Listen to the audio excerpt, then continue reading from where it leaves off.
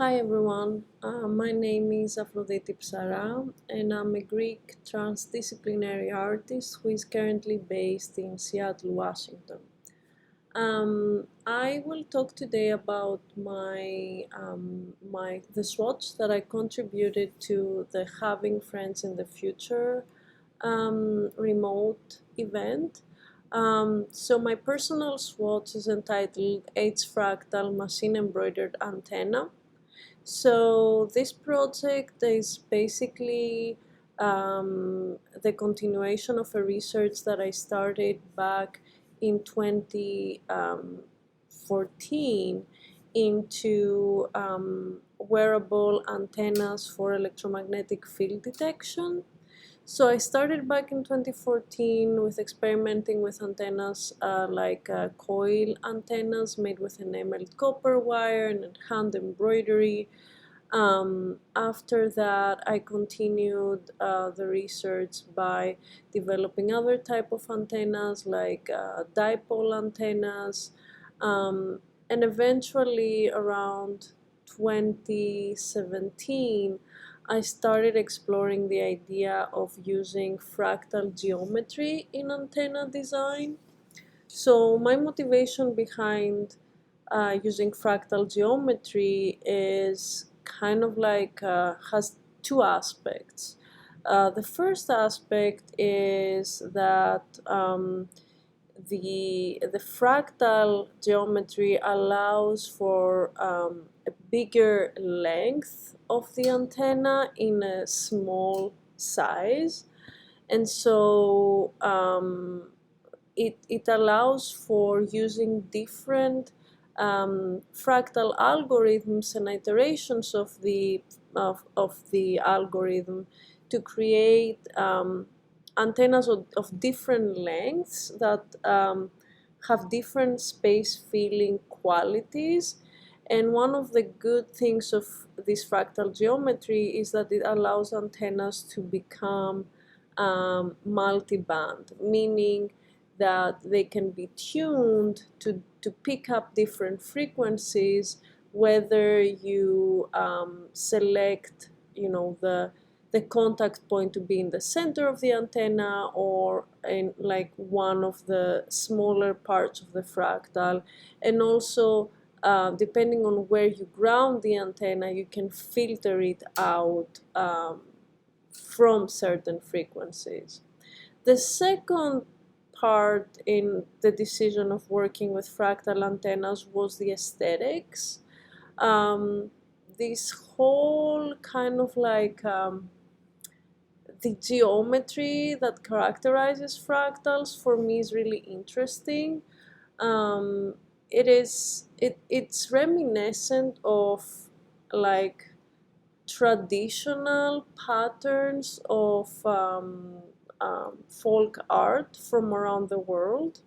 I'm originally from Greece, as I said, so there's a lot of like patterns from older times in Greece that resemble these fractals, but then also looking at, other countries like South America or like Central America, Mexico, or even countries in Africa or even Taiwan, there's a lot of patterns that resemble these kind of fractal shapes.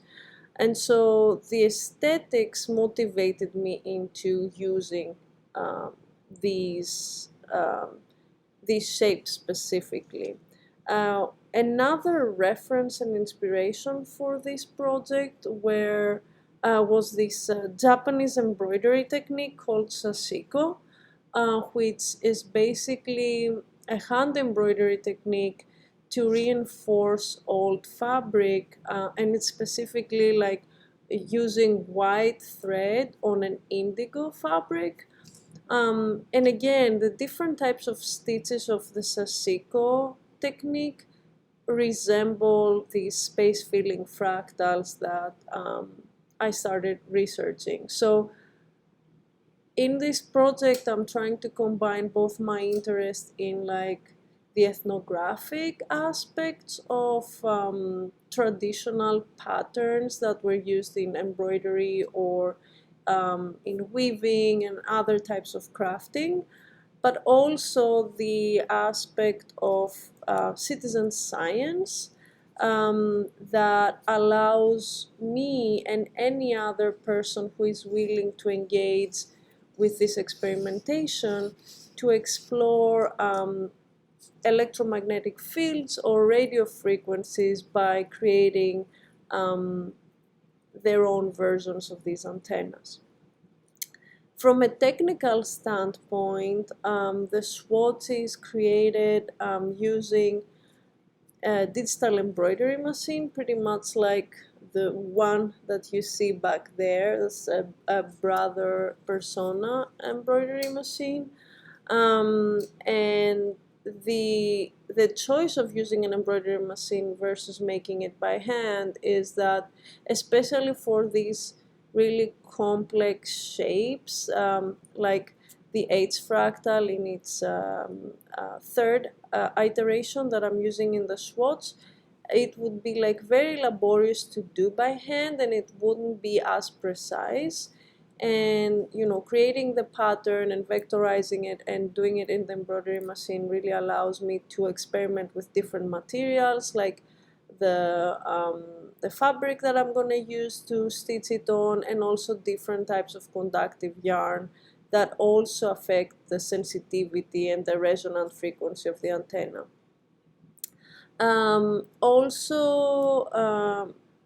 I want to clarify here the difference between when I talk about like picking up electromagnetic fields versus radio frequencies. So electromagnetic fields are everywhere around us. A lot of are human-made devices like mobile phones or computers, or like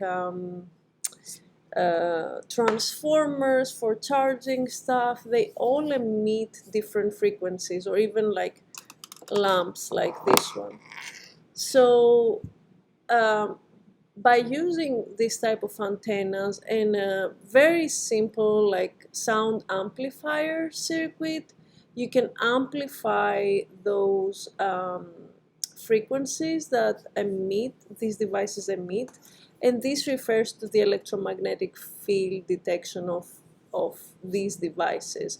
And these devices emit around a frequency around 20 hertz, which is like a very low frequency that is usually not as perceived from the human ear. So by amplifying it, you're able to make it detectable. The RF sensing aspect of these antennas, the radio frequency aspect of these antennas, refers to picking up different types of radio waves. And radio waves are also everywhere around us, and they're used as a means of like broadcasting, transmitting, and receiving information. This takes the form of, the FM or AM radio that we're all familiar with, but there's other types of radio waves too, like, for example, Wi-Fi signals are radio waves too. They're transmitted at 2.4 gigahertz or 5 gigahertz. There's, all these like satellite communications. For example, weather satellites are transmitting pictures that they're taking of Earth from outer space at 137 megahertz. Ham radio, which is like the amateur radio. These are, amateur radio technicians that communicate one another, and this is transmitted at like lower frequencies. So there's a lot of different types of radio waves that one can tap into. So by using these fractal antennas and a device called software-defined radio, which is like a digital radio dongle, you're able to detect those radio waves, sonify them, and decode them in order to make them be able to perceive them and to listen to them.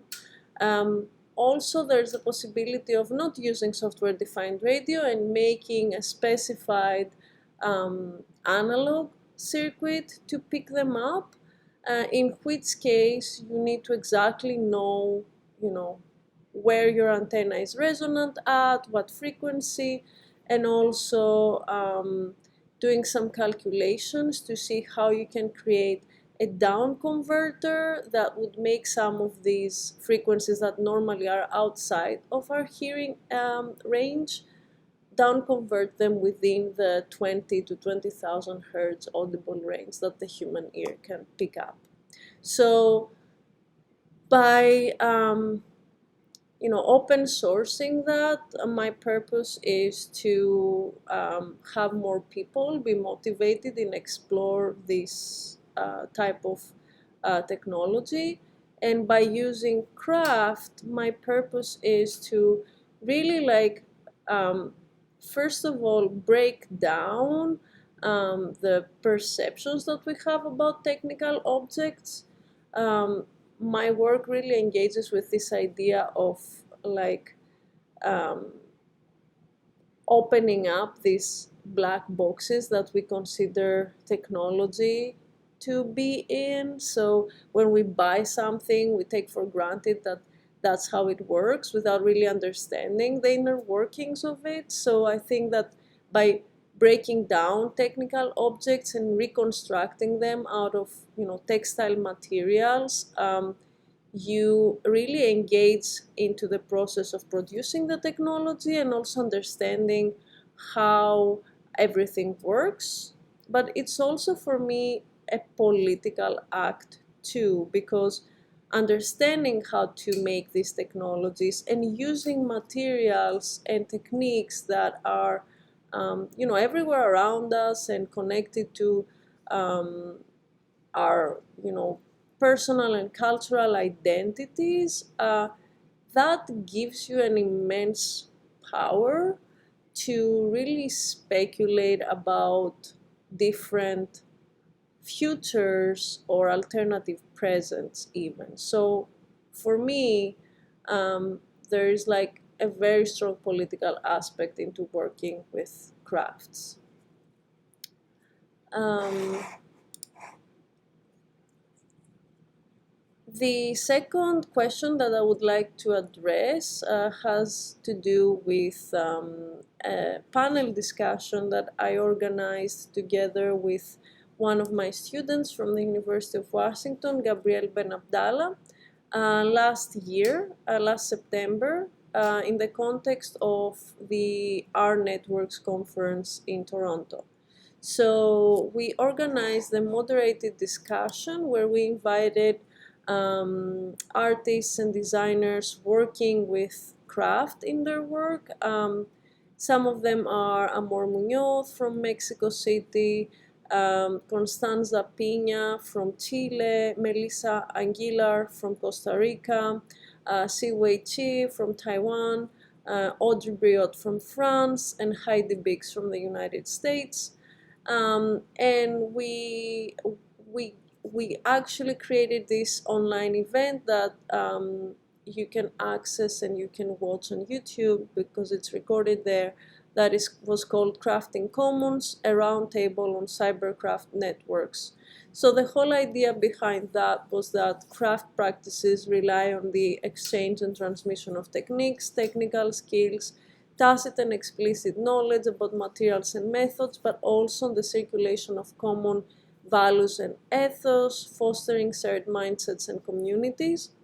And many of these communities around the world are developing and passing on these technical and cultural legacies to fellow practitioners by creating cultural and intellectual commons, by organizing autonomous conferences, camps, residency programs, and working collaboratively, bringing local and international networks together. Pretty much what Tribe Against Machine and Having Friends in the Future are trying to do. So this session proposed to bring together several of these practitioners to discuss their practices beyond the creation of mere artifacts and how they contribute to establishing self-determined communities and to fostering commons. And the third issue that I would like to address is how I combine old and new in my work. I think I really kind of talked about it when I was describing my swatch, but I'm really motivated by using traditional crafting techniques. Um, the reason that I started to use craft in my work was because as a media artist, I was trained to work with, electronic equipment and learn how to code. So I used to spend, and I still spend, a lot of time behind the computer screen. And working with my hands was something that was always very inspiring to me. From a very young age, my grandmother taught me how to embroider and how to knit.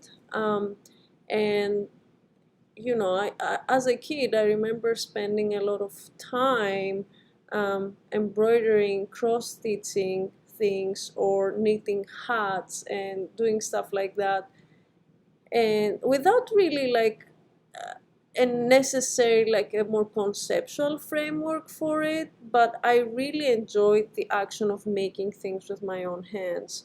So by combining these traditional techniques with electronics and creative coding, I think what really allows me personally is to create my own expressive language, and to also reflect on how some of these traditional techniques, how these old technologies, when combined with these new technologies, can generate new meanings and can also generate a new type of culture.